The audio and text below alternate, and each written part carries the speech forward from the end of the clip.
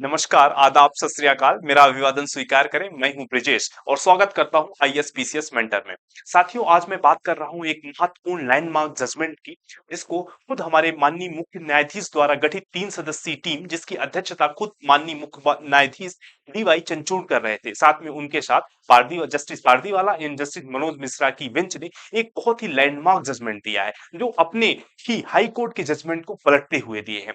और ये जजमेंट किस पे है? ये चाइल्ड पोर्नोग्राफी पे है। मतलब जो बच्चों से रिलेटेड अश्लील जो वीडियो है उसको देखने और उसको प्रसारित करने से रिलेटेड है। तो आप भी सावधान हो जाइए। अगर आपके social media account WhatsApp, Facebook या कि टेलीग्राम में ऐसे किसी चैनल से जुड़े हैं जहां पे ये सर्व किया जाता है, जहां पे ऐसी वीडियो आ जाती है या कि लिंक आ जाती है, आप उसको आपके अगर उस चैनल से जुड़े हैं और अगर उस लिंक आपके पास आ रही है या कि कोई आपके फ्रेंड सर्किल या किसी के द्वारा ऐसी कोई भी लिंक जिसमें ये अश्लील वीडियो या कि ऐसी चीजें सम्मिलित है वो आती हैं और आप उस लिंक पर क्लिक करते हैं और क्लिक करके आप अगर 1 मिनट भी रुकते हैं और उसको रिपोर्ट नहीं करते हैं और आप अगर सोच लेते हैं कि ठीक है इसमें गलत वीडियो आप नहीं देखते हैं, फिर भी आप इस कानून के तहत क्या है, एक अपराधी हैं। अपराध है, ये भी देखना अपराध है।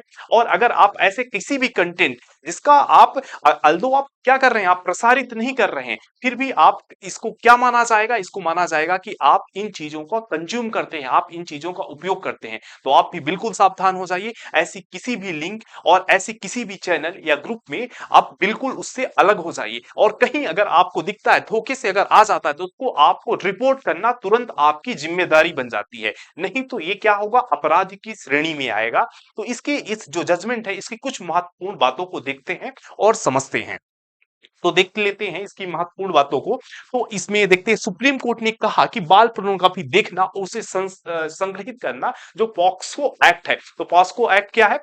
Prevention of child sexual abuse, ये 2012 का एक्ट है। इसके अंतर्गत क्या है, किसी भी बच्चे से संबंधित कोई अश्लील वीडियो है उसको क्या करना, उसको डाउनलोड करना, उसको संग्रहित करना या और संग्रहित करना साथ में प्रसारित करना पोक्सो अधिनियम के तहत क्या है, एक अपराध है और दंडनीय अपराध है। कोर्ट ने इसके पहले जो मद्रास हाई कोर्ट के डिसीजन है उसको पलटते हुए यह निर्णय दिया है। और इसको क्या कर दिया है, उस जो उसमें कहा गया था इसके पहले के जजमेंट की अगर हम बात करें तो उसमें किस बात को उल्लेखित किया गया था? तो अगर बात करें तो सुप्रीम कोर्ट ने कहा कि बाल पोर्न डाउनलोड करना, मतलब उसको डाउनलोड कर रहे हैं जिसमें कोई बाल पोर्न कहने का मतलब ऐसे जिस बच्चे शामिल हैं जिनकी 18 वर्ष से उम्र कम है, मतलब जो इनकी आयु क्या है, माइनर है, जिनकी आयु 18 से कम है वो शामिल है। उसको देखने में आरोपी व्यक्ति के खिलाफ मामला रद्द करके न्यायालय आदेश को क्या किया, पलट दिया है। और इसमें चाइल्ड पोर्नोग्राफी शब्द को भी बदला गया है। तो ये भी देखना है, उसके जगह पे नए शब्द का उपयोग किया जाएगा। तो उच्चतम न्यायालय ने अभी सोमवार को, मतलब कल, ये फैसला सुनाया है कि बाल पोर्नोग्राफी डाउनलोड करना, उसको संग्रहित करना, उसको देखना क्या है, अपराध है।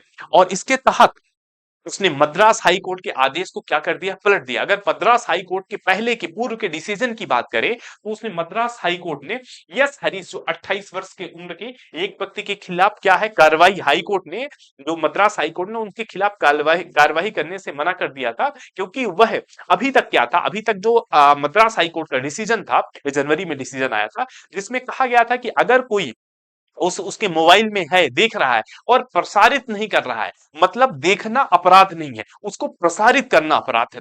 अब तक क्या कानून था, इस बात को समझना है। अब नया कानून क्या आ गया, इस बात को समझना है।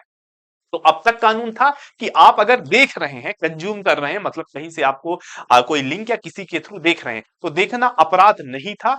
अगर आप उसको प्रसारित करते हैं तब अपराध है। तो इसमें जो ये हरीश थे उनको क्या किया जाता है, दंड नहीं दिया जाता है, क्योंकि वो केवल डाउनलोड किए थे, उनके मोबाइल में ये चीज पाई गई थी, वो प्रसारित करने का साक्ष्य नहीं मिला था। अब इस हाई कोर्ट के फैसले को सुप्रीम कोर्ट ने रद्द कर दिया है और इसके तहत उनको क्या किया है, अब ये फिर से दंड देने की बात की गई। मतलब अब जो ये हरीश थे, जो पहले क्या होता है दंड मुक्त हो गए थे, अब वो दंड के पात्र होंगे। तो ये मुख्य बातें हो गई हैं।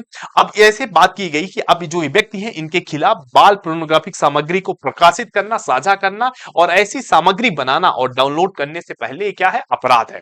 और केंद्र सरकार ने जो चाइल्ड पोर्नोग्राफी वर्ड है उसके जगह पे न्यू शब्द दिया है, आपको ध्यान रखना है। न्यू शब्द क्या है, यौन शोषण। आप अगर ध्यान रखिए तो यौन शोषण और शोषणकारी सामग्री, जो चाइल्ड पोर्नोग्राफी शब्द को उपयोग ना करने की सलाह दिया है और उसके जगह में कौन सा वर्ड यूज होगा, यौन शोषण और शोषणकारी सामग्री शब्द का उपयोग की बात की है और निर्देश दिया है कि ये किसी भी आदेश में चाइल्ड पोर्नोग्राफी शब्द का इस्तेमाल ना करे। मतलब अगर लीगल या कि सरकार के तौर पर इस वर्ड का उपयोग ना करे, इस वर्ड की जगह आप क्या उपयोग होगा, यौन शोषण और शोषणकारी सामग्री।